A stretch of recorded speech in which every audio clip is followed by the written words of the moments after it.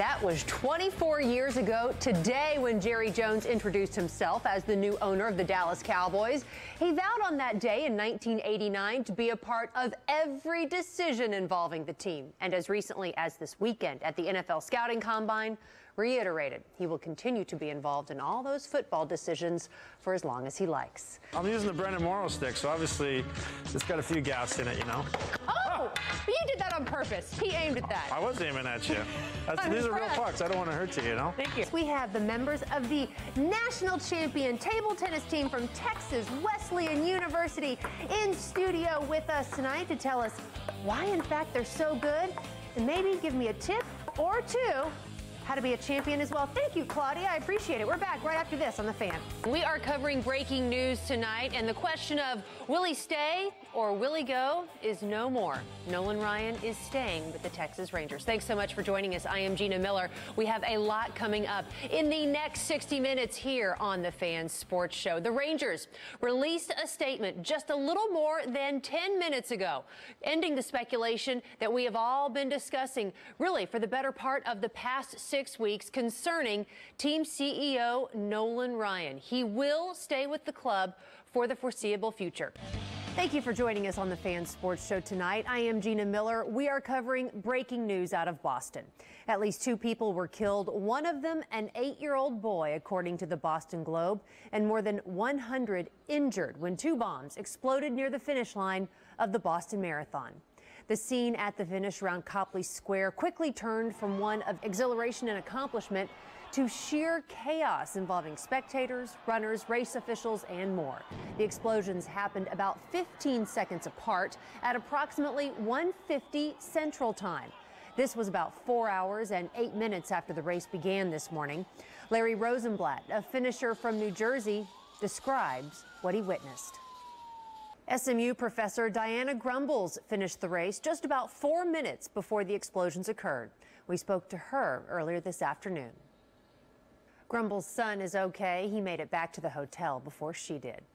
We also spoke to Richard Saylor. He's a runner that trains in North Texas. He finished the race and was about a block away from where the explosions occurred. We'll continue to update the Boston Marathon explosions throughout the show. We are also going to discuss what sort of efforts the Mavericks and the American Airlines Center are taking tonight as the Mavericks host the Memphis Grizzlies. Earl K. Sneed will join us live from the AAC next on the Fan Sports Show. It's Tuesday at 6:30. That means it's time for the Fan Sports Show, the Friends and Family Edition. Thank you so much for joining us. I am Gina Miller. From what would CJ do to table tennis, we have you covered tonight. The first place Texas Rangers are going for their 5th straight win after a dramatic come-from-behind victory Monday in Anaheim. We'll head live to California a little bit later in the show for a preview. Cowboys owner Jerry Jones says his team is in good shape on the defensive side of the ball. Is he right? Well, Steve Dennis joins me to discuss that and more. And Plano's Rex Burkhead brings a ton of pre-draft buzz in advance of Thursday's NFL Draft. Is it hype or is he the real deal? One thing is definitely for certain about Burkhead. He's a quality guy. We'll have that story in just a bit. We begin with the Texas Rangers, who are in sole possession of first place in the AL West for the 2nd straight day. A.J. Pierzynski is routinely voted the most hated man in baseball, but Rangers fans are falling in love with him. Angels fans booed the Texas catcher every time he came to the plate Monday night in Anaheim, but that seemed to serve as motivation. With the Rangers trailing 7-6 in the 9th inning, Pierzynski homered to right field. It capped off the Rangers' 4-run rally to come from behind and beat the Angels 7-6 and give Texas its 4th victory in a row. Well, Rangers fans hit a grand slam in their efforts to provide for victims and their families of the explosion in West Texas. The team collected tens of thousands of essential items and about $40,000 in cash from fans anxious to help their Central Texas neighbors. The team will deliver the goods this weekend. What will the Cowboys do? That is the question being discussed by Cowboys fans and analysts in advance of Thursday's NFL Draft. The team met with the media Monday, almost reluctantly, given that it was a mandatory pre-draft press conference, to discuss its approach to this year's draft. With offensive linemen considered the Cowboys' most pressing need, where are the Cowboys on defense? Owner Jerry Jones admits the move to a 4-3 affects how his staff evaluates players. 6 picks in Thursday's draft. Wouldn't be surprised if the Cowboys make some moves to try and stockpile some picks because, as everyone will tell you, it is a very deep draft in 2013. Speaking of depth, he's back from the vacation. He's tanned, toned, and ready to go. It's Steve Dennis. I've got baked lips.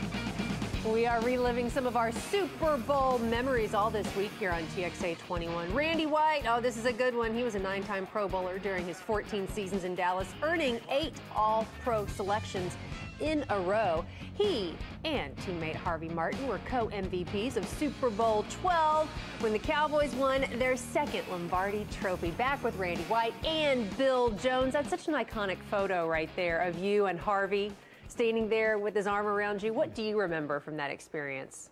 I remember that photo. I wanted a Super Bowl ring. And he's wearing it proudly right now. That was your birthday, too, wasn't it? On January 15th. Yeah, it was January 15th. Can you remember the celebration? Well, I can tell you this. Well, anybody who knows you knows that you're a fan of martial arts. Yes. How did you get involved in practicing martial arts? Well, because he uses his hands. Show me how you use them, because you teach DeMarcus Ware these tricks. You've taught Marcus Spears some of these tricks. Yeah. You teach it to guys. And Bill, you want to provide play-by-play? Okay. Bill's scared. The manster Come on, trying to get to the quarterback. I'll be the quarterback. How's that? Excellent. There we go. Yeah. I'm the quarterback over here. Okay, Gina. That's what we do here.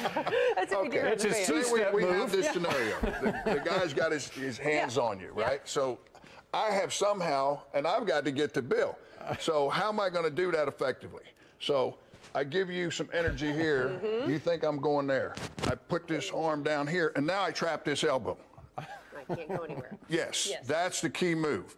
A lot of guys will hit the hands like this, but they won't trap this elbow, which enables you, if I just hit this arm down and go to move, you're going to catch me. So, and there's a lot of different routes I can use to get to where I want to go. Now go get Bill Jones. Go get him. Why would you want to get me when you have her there? Because I'm a terrible offensive lineman, Bill. You know this. I'm scrambling. I'm Johnny Football. I'm a terrible lineman. But you benefited, and we got to this in the first half hour, you benefited from having the same defensive coordinator, the same position coach in Ernie Stautner, the same head coach for quite some time. What does that mean to a team and to a franchise to keep working and practicing and learning for the same group of guys, unlike what the Cowboys are experiencing right now?